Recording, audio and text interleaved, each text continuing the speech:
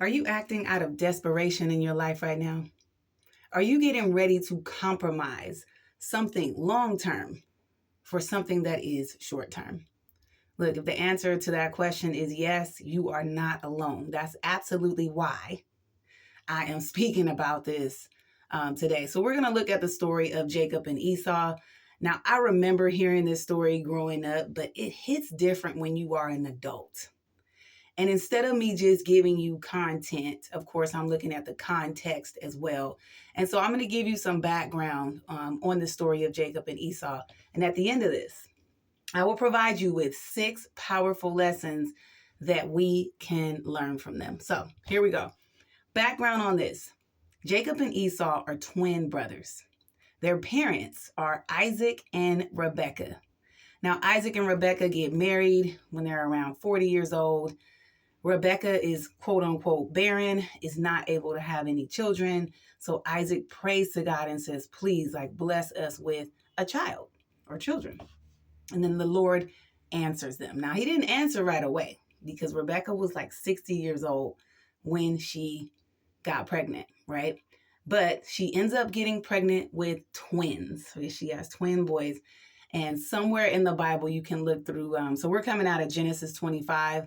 It talks about how Jacob and Esau, even in the womb, were fighting. There's a lot of movement. There's some furniture movement, some activity going on in there. So the Lord comes to Rebecca while she's pregnant, and he tells her, you are giving birth to 2 nations, and the youngest will serve the oldest. So he gives her some insight on who she's giving birth to. And that's going to play into some of her actions because God has already spoken to her and told her something that they don't know, something that even her husband didn't know. God spoke this to her. So anyways, she gives birth to Jacob and Esau. Jacob he loves his mama and his mama love him. That's her baby. Jacob loves to do stuff in the house and his mom loves that. Now, Esau is very close with his father. He prefers to be outside and hunting. He was a very skilled hunter. That was his thing. So already there is division. Mom's got a favorite. Dad's got a favorite. Jacob's got a favorite. Esau's got a favorite. 2 nations divided, even under one household. So fast forward, and I'm going to read out of Genesis 25. We're going to go all the way down to, so if you want to go back through that context that I just told you, you would just start at the top of 25. I'm going to go all the way down to verse 29. 29. So this is after the Lord comes and speaks to Rebecca and tells her about the 2 nations and blah, blah, blah. So it fast forwards, the boys grow up, obviously. And 29 says this. Once, when Jacob was cooking some stew, Esau came in from the open country, famished, super tired. He said to Jacob, quick, let me have some of that red stew. I'm famished. Jacob replied, first, sell me your birthright. And then Jacob says, look, I'm about to die. I'm starving. This is what he says. It's not in the Bible. He's starving to death. That's where that term comes from. And he said, what good is the birthright to me? Here, take it, have it. But Jacob said, swear to me first. So he swore to him an oath, selling his birthright to Jacob. Then Jacob gave Esau some bread and some lentil stew. He ate and drank, and then he got up and left. So Esau despised his birthright. We got to get into the first step right here. First lesson, do not, and I have my notes, that's why I'm looking down. Do not make decisions out of desperation.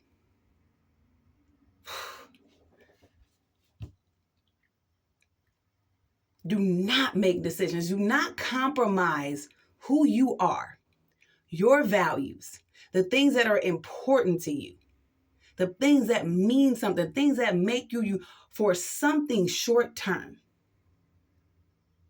Now, yes, he was hungry, but what I'm thinking about too is You knew that you were getting that tired and that hungry. Why did you continue to keep going? A lot of times the Holy Spirit will speak to us and we ignore it. This man is a skilled hunter. He does this. This is what he do. So this is not the first time that he's gone out, but this is the first time that he's been this tired. And Jacob knew it. Be careful, because the enemy knows your weaknesses, right?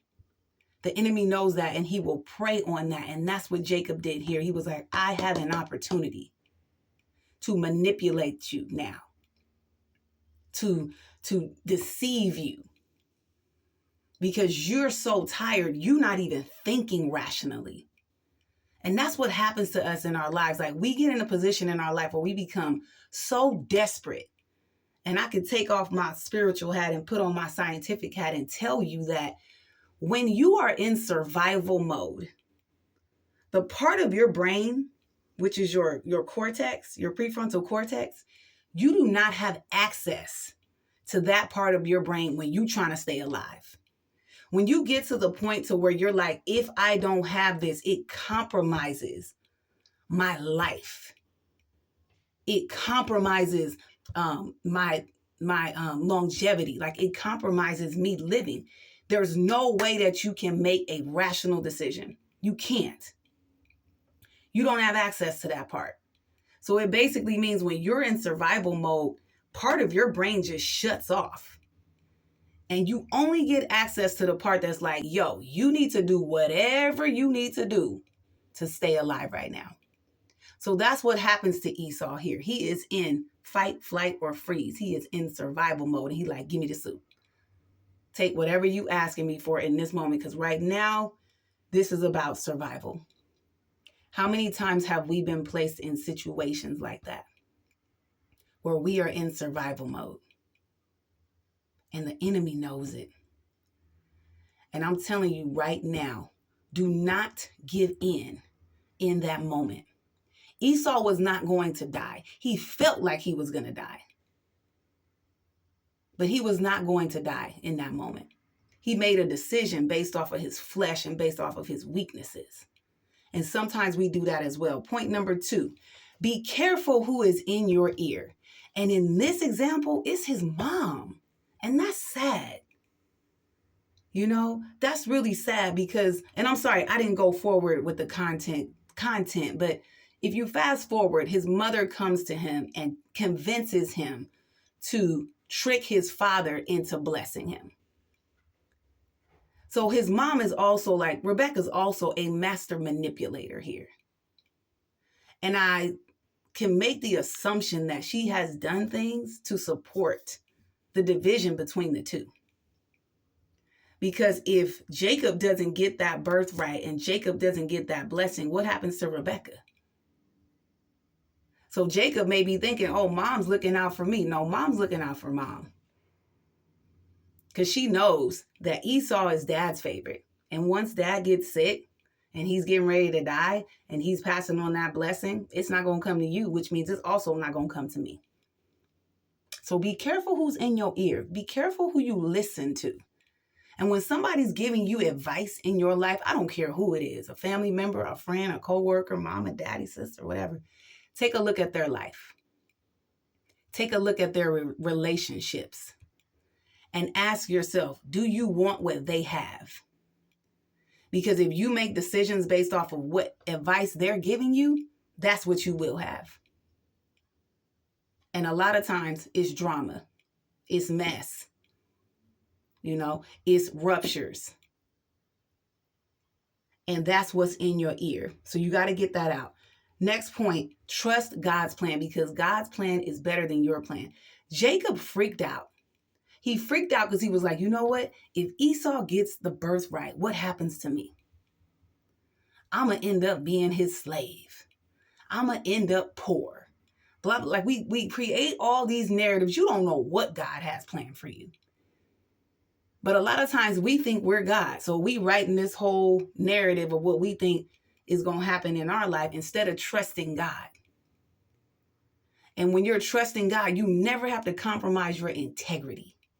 Time and time again, Jacob had to compromise his integrity. That's not God. Next point. You will have to fight for your blessing. And I want you to read through this further because I'm not getting to all these points. But there does come a time where Jacob is visited by a spirit. And he literally has to wrestle with this spirit in order to turn his life around. And some of you are going to have to fight for what God has promised you. Some of you are going to have to fight to hold on to your integrity, to hold on to your morals, to hold on to your value, to hold on to who you know God created you to be. It's not going to be easy. You might have to wrestle with it. Matter of fact, when Jacob was done wrestling with it, he was injured. He came up with a limp. He was wounded. But he kept moving forward afterwards, right? This was a scar that was left on him. You may have to wrestle that thing to the ground. Next point. Pay attention to God's grace and redefine what you think God's grace is. See, Jacob didn't feel like he had grace. He didn't. So he started bargaining with God. There's points in Genesis 25 where he says, I will do this, and God, I will serve you, and God, I will follow you, and God, I will do this if you would do that. That's bargaining. It's conditional. So it's basically saying, I don't trust you to be God, to do what it is that you're saying you're going to do. I have to manipulate this. So I will do what you're asking me to do if you do this for me first. This is what Jacob's saying. Instead of looking around and saying, God, you have already blessed me. God, you have given me grace. God, I trust you with what's next in my life, with whatever that is. That I am not going to test you, but I'm going to trust you. And the last point here, and this is funny. It's not funny, but what goes around comes around. It's spiritual, it's scientific, it's R&B. Ask Justin Timberlake. What goes around comes around. The scientific side of it is you get what you receive. Like what you put out, that energetic field and force is magnetic, right? And you start to attract what you are and who you are. So we got to get a grip on that. Like, what is it that you're putting out there? What is it that you are doing? How are you treating people? How are you talking about people? Are you praying for people sincerely? What's your relationship like with God? Are you treating him like he's just an afterthought? What are you giving? Because you get what you give. Absolutely. And it may not come back right then and there. Like with Jacob, he was doing pretty good for a while. Like he was compelled to turn his life around and say, I need to reconnect with my brother and forgive him. But he was grown. He had a family, kids, animals. Like most people, them like, oh, he kind of got away with all of that mess that he created. Never. What goes around comes around. So you want to be very careful how you treat people in this life. Very, very careful. So ask yourself, who am I? When people think about me, what do they think about? What is my real character? And is there something that I need to change? So these are powerful, powerful lessons that, I just got excited about diving into. I think the bigger one is do not act out of desperation. God has something special for you. He has something bigger than you can ever think and imagine. Like you got no idea. You're not supposed to have no idea because you would probably mess it up. God's like, I'm building something right now. I'm building your faith in me. And faith is in the things that you cannot see. That's God's job, is to make it happen. It's just our job to believe. So hold on to your integrity and to your values. Don't compromise that for nothing. Not a job, not a girl, not a guy, not money, nothing. Right? Trust that God is going to make a way for you in your life. God bless y'all and Merry Christmas.